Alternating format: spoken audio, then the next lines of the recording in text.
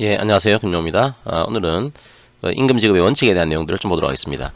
우리나라 근로기준법에서는 임금 지급을 할 때는 네 가지 원칙을 지금 얘기를 하고 있죠. 임금은 통화로 지급해야 된다. 임금은 직접 지급을 해야 된다. 임금은 전액 지급을 해야 된다. 임금은 매월 정기일로 지급을 해야 된다. 이 원칙을 두고 있는데 그 중에서 오늘 다룰 판례는 임금의 직접 지급 원칙을 다룬 판례입니다. 자, 그러면 오늘 판례의 내용들을 한번 볼까요? 사실관계를 통해서 한번 살펴보도록 하겠습니다. 자, 이 근로자가 여러 가지로 이제 채무를 많이 지고 있습니다. 그래서 이미 이 임금 채권, 퇴직금 채권의 2분의 1이 압류가 되고 전부 명령이 떨어졌어요. 이제 빚이 있으니까 자기의 임금 채권을 양수인한테 2분의 1을 양도를 했습니다. 양도를 했고, 양도에 대한 것들은 또 자기의 채무자한테 통보를 해야겠죠. 그래서 채권 양도를 통지를 했어요. 통지를 했음에도 불구하고 이 한국통신이 이 근로자한테 퇴직금 채권의 2분의 1을 지급을 했습니다.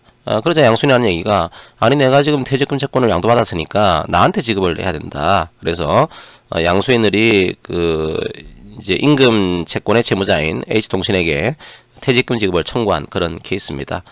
여기서는 두 가지 문제가 나오거든요. 첫 번째로 임금 채권이라고 하는 것이 있는데 임금 채권이 과연 양도가 가능한 것인가, 이 문제가 나오고요. 그 다음에 임금 채권의 양도가 가능하다라고 한다면 그럼 양수인한테 임금 채권을 지급을 해야 되는 거 아니냐.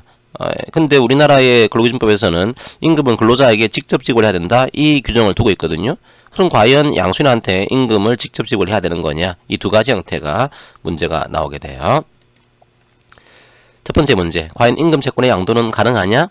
예, 우리 이 판례에서는 이 임금 채권의 양도가 법적으로 이제 금지가 되는 게 아니라는 거예요. 혹은 성질이 불가능한 그런 채권이 아니라는 겁니다. 임금 채권 자체는 민법에 따라서 양도는 가능하다. 이걸 갖고 있는 법 규정이라든지 혹은 성질상 이게 막히는 그런 채권이 아닌 거다라고 해서 임금 채권의 양도 자체는 가능하다. 이런 그 판례의 시각입니다. 그런데 우리나라에서는 판례가 임금 채권의 양도는 가능하지만 양도의 효력을 제한을 해요. 원래 양도를 한다는 얘기는 이 양도를 받은 양수인한테 채권을 주겠다는 얘기인데, 이 임금을 주겠다는 얘기인데, 그렇게 하게 되면 임금을 근로자한테 직접 지급을 해야 된다, 이 원칙을 위반할 수가 있습니다. 그런데 임금에 대한 직접 지급 원칙은 강행 규정이거든요. 강행 규정이니까 이걸 또 양도를 했다고 하더라도 임금 채권을 양수인한테 지급하는 것도 이 규정 위반이 돼요.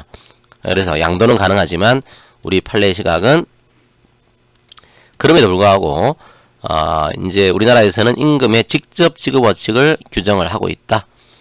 자, 요거는 이제 근로자에게 확실하게 이 돈이 들어가게 해서, 자, 근로자가 이 돈을 자유롭게 처분하고 근로자의 생활을 보호하는데 그 취지가 있는 겁니다. 라고 해서 아무리 임금 채권을 양도했다고 하더라도, 자, 이 지급 원칙은 적용됩니다. 그러니까 임금을 직접 지급을 해야 됩니다. 이 원칙은 관철이 되는 겁니다. 양수인이라고 하더라도 임금의 지급을 청구할 수는 없습니다라고 하는 그런 판례를 지금 만들어내게 됩니다. 그래서 다시 정리하게 되면 임금 채권은 양도가 가능하지만 직접 지급 원칙에 따라서 지급 자체는 근로자한테 직접 해야 된다. 이렇게 여러분들이 이해를 하시면 되겠습니다.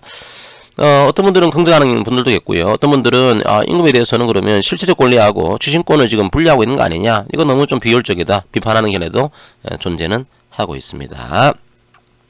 자, 오늘 판례는 임금을 직접 지급해야 된다, 이 원칙은 강행 규정으로서 아무리 임금 채권 양도가 가능하더라도 임금은 근로자에게 직접 지급을 해야 된다는 그 판례 내용을 살펴봤습니다. 오늘 강의는 이것으로 마무리하겠습니다. 고맙습니다.